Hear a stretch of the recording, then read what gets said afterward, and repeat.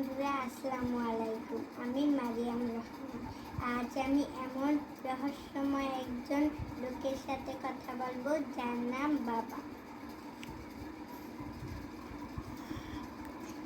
আপনি ছোটকালে কি খেতে পছন্দ করতেন? আমি ছোটবেলায় যা খেতাম সেটা শুনে তুমি হাসবে। এমন কি জিনিস খেতে যেমন আমি ছোটবেলায় দুধের পাতিলে ভাত খেতে বেশি পছন্দ করতাম। আমার জন্য দুধের পাতিলে কেউ ভাত খেতে পারতো না, এটা আমার খুব পছন্দের ছিল। বুঝতে পেরেছো? হ্যাঁ, বুঝতে পেরেছি।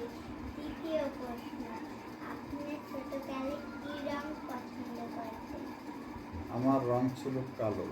কালো কারণ কোরআন শরীফের অক্ষর কালো, চোখের মণি কালো, কালোই সব কিছু ভালো।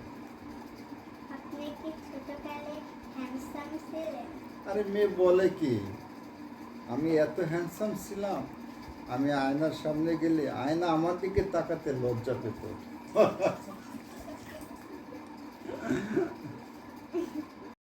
আপনি মাকে কেন ভয় পান? আরে পাগল, তোমার মাকে আমি ভয় পাই না, আমি তোমার আম্মুকে রেসপেক্ট করি, অনেক বেশি রেসপেক্ট করি, অনেক বেশি ভালোবাসি, এটাকে ভয় বলে না। বুঝতে পেরেছো? আজ আমি এমন একজন লোকের সাথে কথা বললাম যে দুধের পাতিলে ভাত খেতে পছন্দ করতেন।